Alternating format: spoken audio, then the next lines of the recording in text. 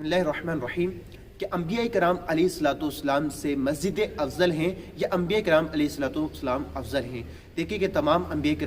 کرام علیہ الصلوۃ والسلام افضل ہیں تمام مخلوق سے، اور تمام جو ہے